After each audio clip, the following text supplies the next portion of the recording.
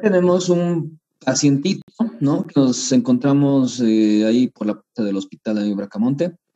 Es un paciente es un paciente sindrómico, ¿no? Es un síndrome de Apert, donde podemos ver que hay en este caso, una sutura a nivel bicoronal, ¿no? Prematura, lo que implica que ha habido un hipodesarrollo, ¿no? A nivel de los rebordes supraorbitarios bilaterales. Hay un telorismo, una distopía cantal media, ¿no? Una distancia aumentada entre ambas órbitas, quiero decirles, sindactilia, ¿no? Dedos unidos, y un mayor desarrollo a nivel del tercio superior en ese tipo de pacientes. Muchas veces están asociados a fisuras labiopalatinas. Bueno, entonces el tema de malformaciones congénitas es amplio. Siempre tener en cuenta el tema, creo que voy a aumentar el volumen un ratito. Tomar en cuenta el tema de la embriología, ¿ya? Recordemos de que tras la fecundación que se va a realizar en la ampolla de váter, que es una vez de que el infundibulum va a botar al ovocito maduro, ¿no? Pues en el encuentro con el espermatozoide en la parte más dilatada de la trompa de Falopio se unen formando el huevo cigoto. Pero la primera semana es de transporte hasta la implantación en el tercio medio posterior, medio sagital del endometrio. Y entre la segunda y tercera semana, bueno, propiamente la segunda, se forma el coágulo de fibina y en la tercera semana se va a formar la red lacunar, donde empieza a latir el corazón el día 21. Y el producto puede tener un propio tipo de, un grupo sanguíneo, ¿no? Cariotipo sanguíneo. Propiamente luego se va a dividir en la gastrolización en las tres horas germinativas, el ectodermo, mesodermo y endodermo, y es ahí donde empieza el desarrollo a nivel de los arcos branquiales que van a tener cada uno de estos componentes anteriores o las hojas blastodérmicas agregadas al mesénquima. Van a formar los arcos branquiales, ¿no? El primer arco branquial irá a formar la mandíbula a través del cartílago de Meckel, que es el tejido de unión, a nivel del conducto auditivo externo, con todo lo que vendría a ser el CAE, el tímpano.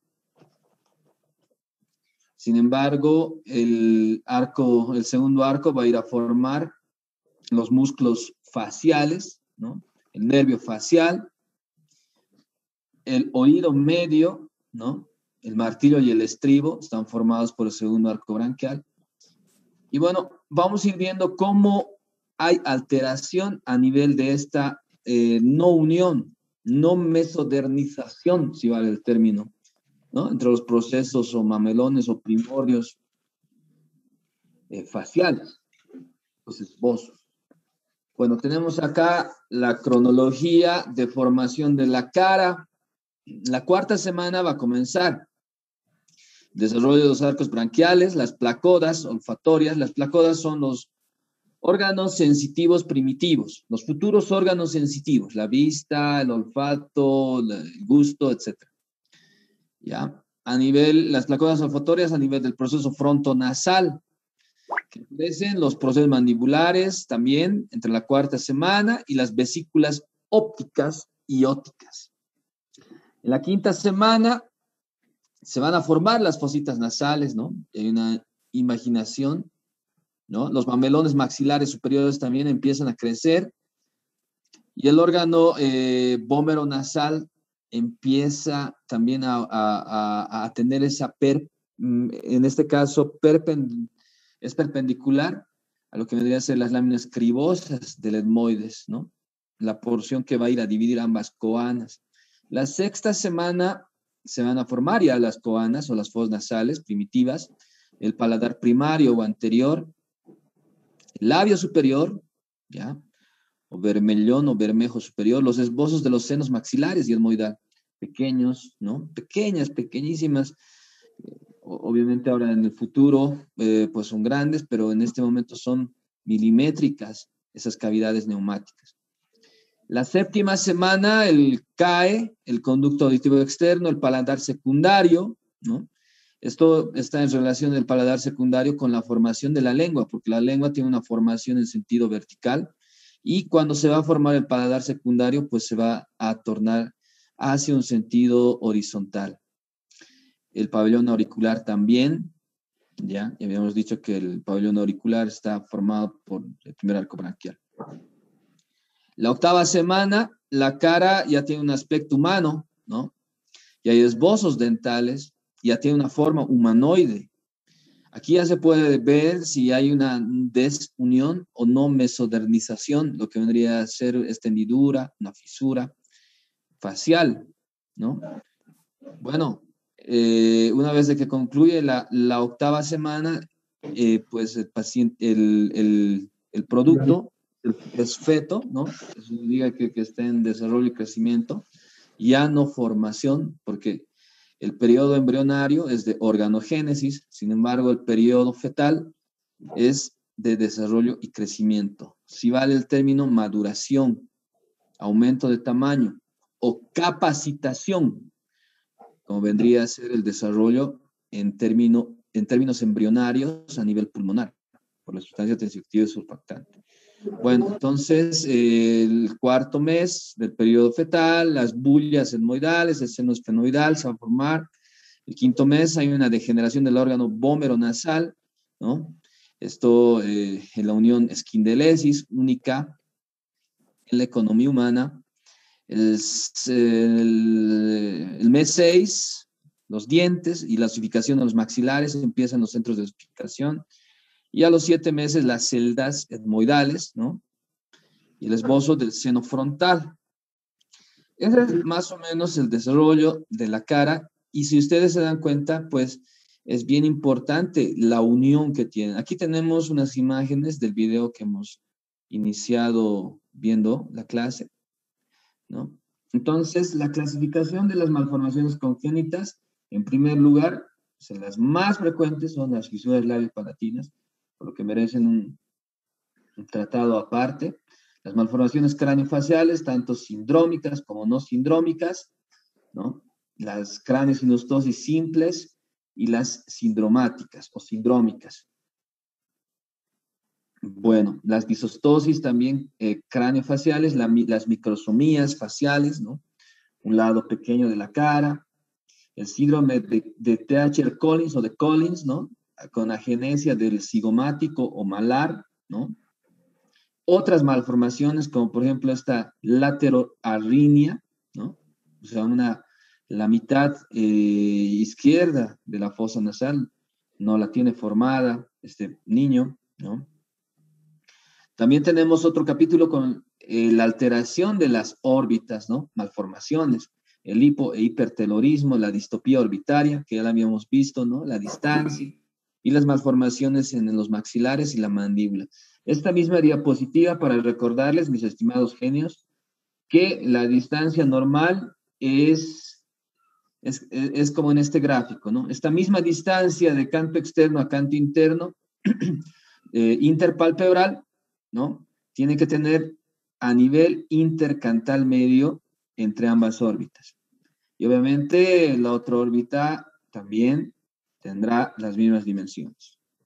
Esto para poder diferenciar un hipertelorismo o distopía cantal. Acá tenemos, recordando un poquito lo que estamos llevando la anterior clase, el tratamiento quirúrgico en base a osteotomías, ¿no? Bueno, la movilización de las órbitas a nivel de la línea media, resecando el segmento óseo según en la región de la frente y además la nariz. Habíamos dicho de que hay una ostectomía y a través de placas de osteosíntesis vamos a poder unir y le vamos a dar una mejor proporción a este paciente. Bueno, el síndrome de Treacher-Collins, un síndrome que tiene es autosómico dominante, ¿no? Ya viene de herencia. Aquí está el padre con su hijita. Otros síndromes, ¿no? Miren este síndrome de Nager, que tiene una fisura labio-palatina, una hipoformación a nivel del ala de la fosa nasal izquierda con una microitia, ¿no? Prácticamente todo el lado hemifacial del lado izquierdo tiene un menor desarrollo en comparación al lado ipsilateral. Acá las fisuras labiopalatinas, ¿no? Miren, recién nacido, el bebé, un negrito, como en esta gráfica podemos ver la no unión o no mesodernización, ¿ya? De los procesos o primordios maxilares y palatinos a este nivel, formando la hendidura palatina. Bueno, entonces las fisuras faciales, la fisura de labio-palatina la vamos a ver más adelante, y sin embargo las otras fisuras las podemos ir viendo. Son distintas, son más raras, se manifiestan a nivel de los tejidos blandos y los huesos de la cara. Entonces, cuando veamos una hendidura, también tenemos que pensar en la parte interna, todos los componentes que van a tener afectación o agenesia o hipogenesia en este caso. Miren esta hendidura. Es una hendidura infralacrimal bilateral asociada a una fisura labial y palatina bilateral. Un caso complicado por una no mesodernización a este nivel. Bien. Los procesos frontonasal, los procesos maxilares que no se han unido al proceso frontonasal. Ahí está. Entonces, estos pacientes van a sentir alteraciones, van a tener alteraciones oculares, son proclives a tener infecciones, incluso atrofia del sistema visual, pudiendo perder la visión, etcétera. Las malformaciones faciales dificultan el aprendizaje, obviamente. En una craneosinustosis, si no se hace la descompresión del cráneo, el paciente va a tener, pues, retraso en el desarrollo mental y por ende retraso en el aprendizaje. Las fisuras faciales infrecuentes, ¿no? Pueden ser mandibulares, ya, muy raras.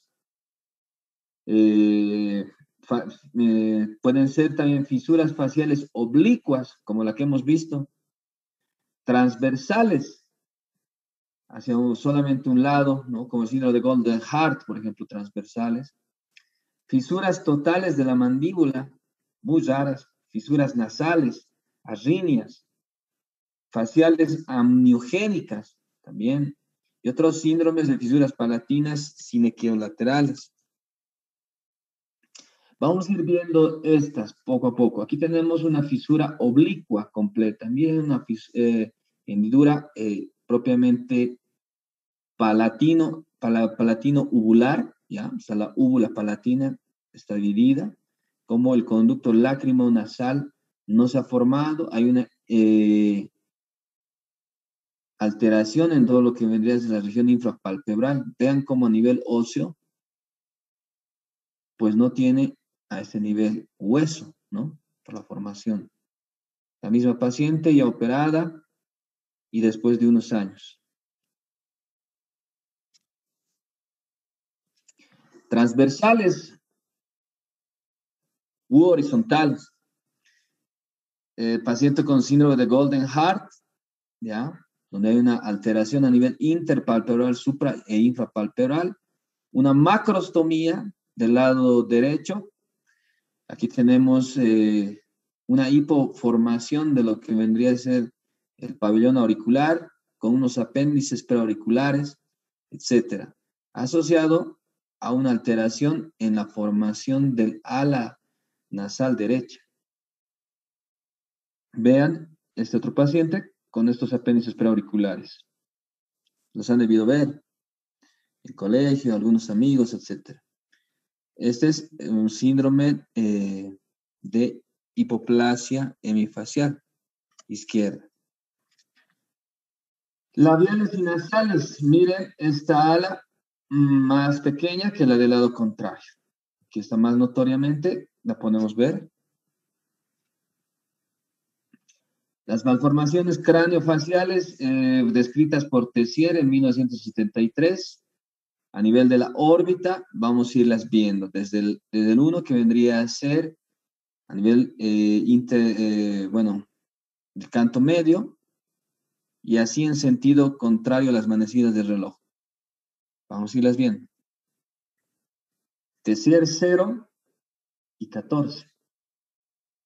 Aquí está 15, 14. Paciente con distopía cantal media o un hipertelorismo, ¿ya? Tiene doble formación de la nariz. 2 tabiques, etcétera, ¿no? Podemos ver cómo este paciente, muchos tienen incluso aquí una hendidura propiamente. Paciente con tejido dermoepidérmico que cubre el área. Es notoria la distopía. Otro paciente, Tessier 1-13. 1 y 13. Propiamente esta malformación por un exceso a nivel de la región suprapalpebral del lado derecho. ¿Ya? Muy semejante a una formación tumoral. Tessier 2-12. Acá tenemos una alteración a nivel infrapalpebral, pero más notoriamente este párpado en forma de carpa, ¿no? Ahí se llama, en forma de carpa, de acampar. El paciente obviamente va a tener muchos problemas a nivel de infecciones, conjuntivitis o repetición, etcétera. Y alteraciones con el tiempo visuales. Tenemos una Tessier 11, ¿ya? 3-11, perdón. 3 y 11. ¿Cómo va a afectar? Todo el canal lácrimo nasal. Paciente con Tessier 4 y 10. Ya en una planificación quirúrgica, paciente en quirófano. Este es el diseño de los colgajos o de los flaps, como se llaman. Tenemos otro Tessier 5-9, más central a nivel infrapalpebral, una macrostomía y una órbita caída. Muchas veces por no tener piso orbitario. Tessier 6, 7, 8 o más conocido como el síndrome de Treacher-Collins, con no formación o hipoformación de los malares, bueno, antiguamente llamados malares, de los cigomáticos, acá, síndrome de Collins. Y cuando hablamos de varias malformaciones, muchas veces inviables, hablamos de una holoprosencefalia, holo porque va a abarcar de manera holísticamente todo el rostro, y para resumir todas las malformaciones, etcétera, prosencefalia.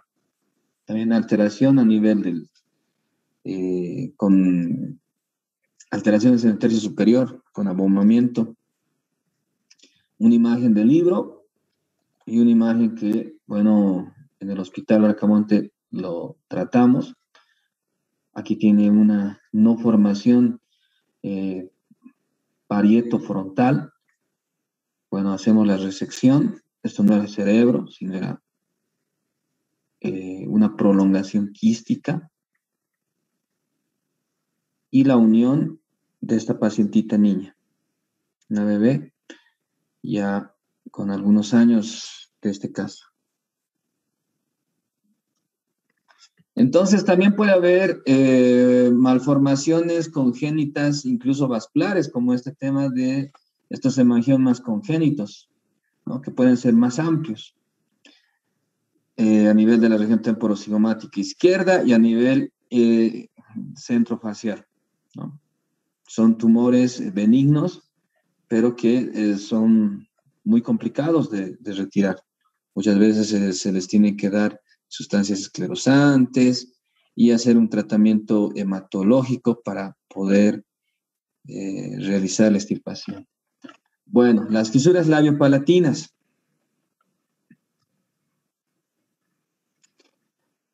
Son el origen, son deformaciones hereditarias muchas veces, ¿no? Hay displasias exógenas, factores externos, traumáticos, etcétera. Infecciones virales también están asociadas, desnutrición extrema, el alcoholismo, la radiación, los factores teratogénicos o medicamentosos, el tema de las hipoglucemias, la alteración endometrial, un útero inmaduro o muy maduro, etcétera, atrófico.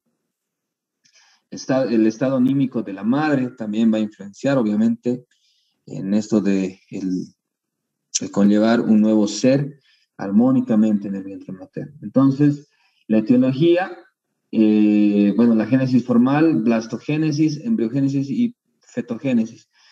Puede ser a nivel de la blastogénesis, que vendría a ser el primer estadio en la unión de las células haploides para conformar el cariotipo completo humano de los 46 cromosomas pares, o en el periodo embrionario o en el periodo fetal, ¿ya?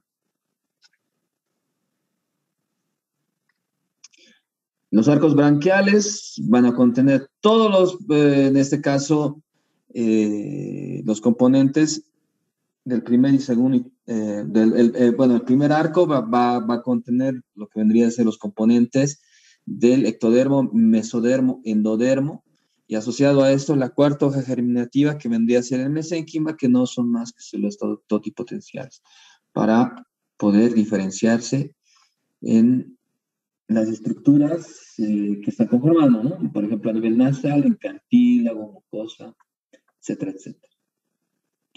Entonces, el proceso frontonasal, las placodas nasales se van a encontrar en van a formar los mamelones nasales externos e internos. Los procesos maxilares crecen en sentido mesial o medial. El labio superior está conformado por 2 procesos nasales internos y 2 procesos maxilares. El labio inferior por procesos mandibulares. La nariz por 5 procesos: frontonasal, nasales externos, derecho e izquierdo, y procesos nasales externos, procesos internos, procesos nasales internos, procesos maxilares, ¿ya? Dentro de los procesos nasales externos, el paladar primario, y dentro de los procesos maxilares, las crestas palatinas y el paladar secundario. Los procesos de soldadura, la mesodermización, unión de los procesos o primorios o mamelones o esbozos, ¿no?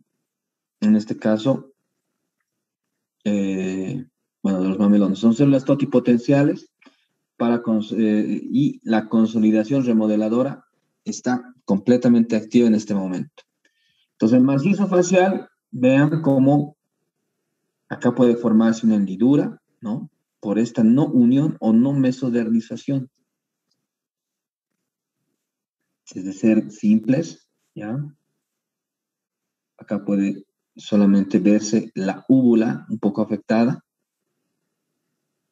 Acá el paladar anterior, ¿ya? Acá el paladar posterior. Acá labio palatina. Y aquí un poco más grande, también labio palatino.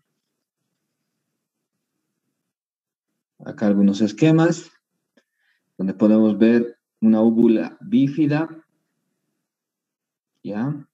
Pacientes que requieren veloplastías, paladar anterior, paladar posterior. Esto de la frecuencia va a ir cambiando, así que no es tan necesario que nos aprendamos, más el tema de la descripción de este tipo de pacientitos. Entonces, el cuadro clínico y la clasificación, ¿no? Ver el tipo de fisuras labiopalatinas, si son alveolares, labioalveolares, fisuras palatinas, si son unibilaterales, complejas, compuestas, totales o parciales. A ver, las vamos a ir viendo poco a poco, ¿no? También hay que diferenciar si son fisuras labiales, labioalveolares, labioalveolo-palatinas, palatinas asociadas, fisura palatina submucosa, fisuras velares completas y totales. Una fisura labial parcial unilateral. Miren, solamente es labial, ya, está un poco más notoria, que no va a abarcar a nivel alveolar y a nivel del paladar. Solamente a nivel del bermejo o bermellón superior. Fisura labial total, unilateral, completa, ya, hay una no unión, unilateral, fisura labial subcutánea. La piel está unida, pero debajo no tiene una formación, por lo que podemos presumir que el orbicular no ha sido unido completamente de ambos lados. Fisura labial bilateral.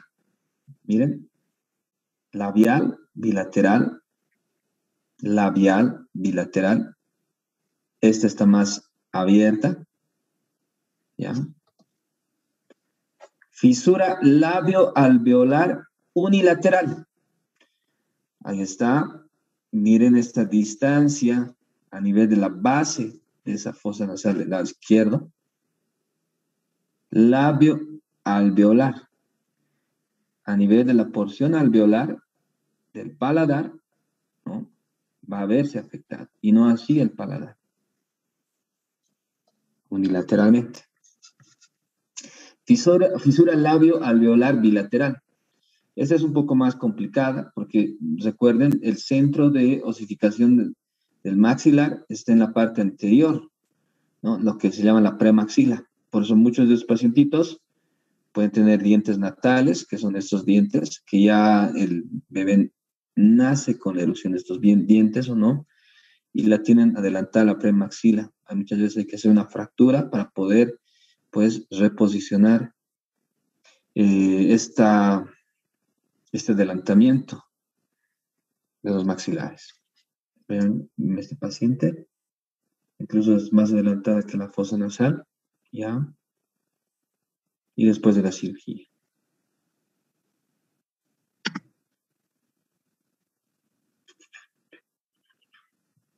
Hola, ¿seguimos en línea? ¿Me responden? Sí, doctor. Bueno, continuemos hasta donde nos dé. Vamos. Tenemos otra fisura labio-alveolo-palatina izquierda y asociada a una fisura labio-alveolo-palatina parcial derecha. Miren, la del lado izquierdo es completa. Es una fisura labio-alveolo-palatina izquierda completa y una fisura labio-alveolo-palatina parcial derecha. Parcial. Entonces, como se darán cuenta, mis estimados amigos, vienen combinadas, ¿no? Es por eso el tema de decirles el labio leporino, eso ahí no es coloquial. Nosotros que estamos en la universidad tenemos que hablar con propiedad. Fisura labio-palatina, unilateral, bilateral. Y ya, después darle el tema de si es simple, compuesta, compleja. Por ejemplo, la fisura palatina primaria completa. Es una fisura palatina completa. Miren, hay muy poca formación. La úvula está muy separada en ese paciente. Una fisura labio-alveolo-palatina bilateral, como la que hemos visto del pacientito, ¿no? Aquí está, con la premaxila, más hacia el lado izquierdo. Entonces, ningún caso nos va a llegar igual. Cada caso tiene su propia particularidad. Fisura labio-alveolo-palatina unilateral, primaria y secundaria.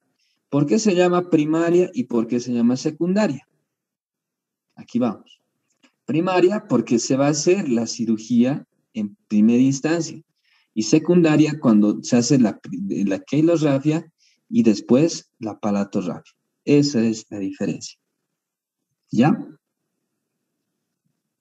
Bueno, vamos con una fisura secundaria incompleta. Aquí está la fisura palatina con la úvula separada y esta es la úvula bífida. Una úvula, un lado y el lado contrario. La fisura completa del velo del paladar. Se quiere toda una veloplastía, ¿no? Y esta es una fisura palatina submucosa con úvula bífida. La fisura submucosa, o sea, está debajo de la mucosa la hendidura, o el canal, o la fisura. Fisura labio-alveolo-palatina completa. Miren, un caso complicado. Muchas veces en la cirugía se tiene que hacer una resección del labio inferior del bermejo y hacer un traslapo hacia superior, ¿no? Tipo AB, para poder formar el filtron o filtrum, que vendría a ser la parte media infranasal.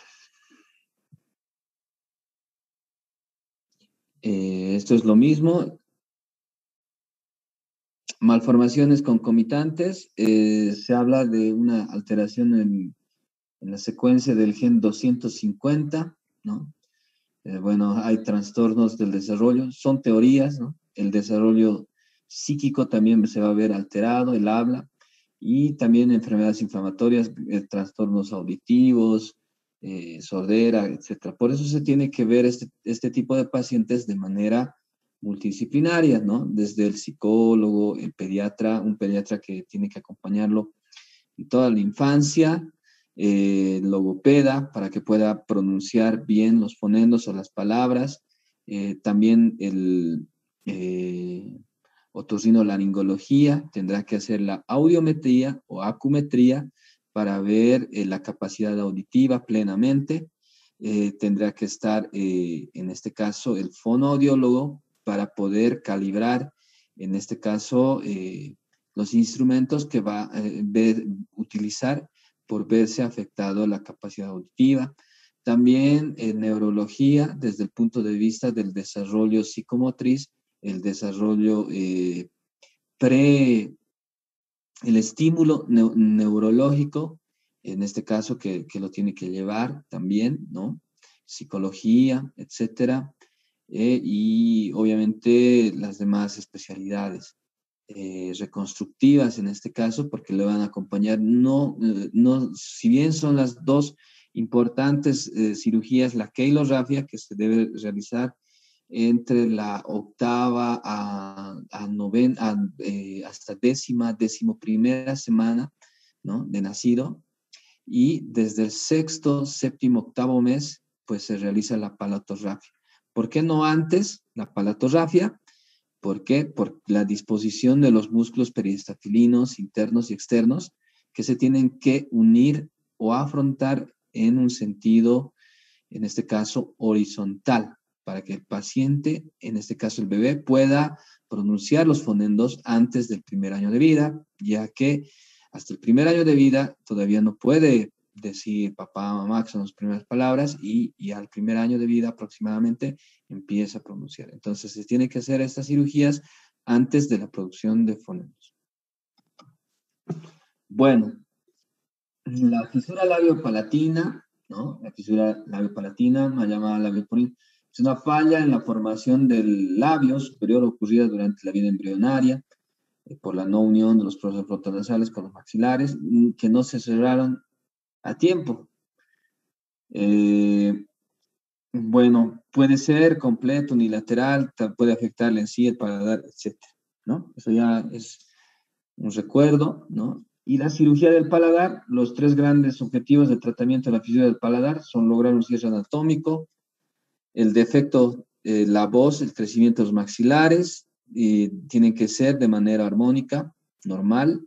Básicamente, durante la intervención deben repararse adecuadamente las tres capas: el plano mucoso, nasal, el plano muscular y el otro plano mucoso de la cavidad oral, ¿no? Las técnicas de doble rotación de avance, Millard tipo 2. La técnica de Millard, ¿ya? Millard, bueno, es la más conocida de la historia, ¿no? Se van a hacer unos puntos de diseño para poder hacer los diseños de, en este caso, los cortes, donde se van a que van a afrontarse de lados, ¿no? Entonces hace una medición para hacer los puntos de reparo, para hacer la técnica de avance. Ahí está, una vez que se ha marcado, se tiene que hacer los colgados. Vamos a ir viendo más adelante un ejemplo. La técnica de reparación de millar, miren, bilateral también. Y A de cierre. Son simétricos, ¿ya? Se tiene que medir. Es una cirugía calculada. La fisura palatina es un defecto del desarrollo del paladar. Se caracteriza por una ausencia y difusión de los procesos de las crestas palatinas, una comunicación entre la cavidad nasal y oral.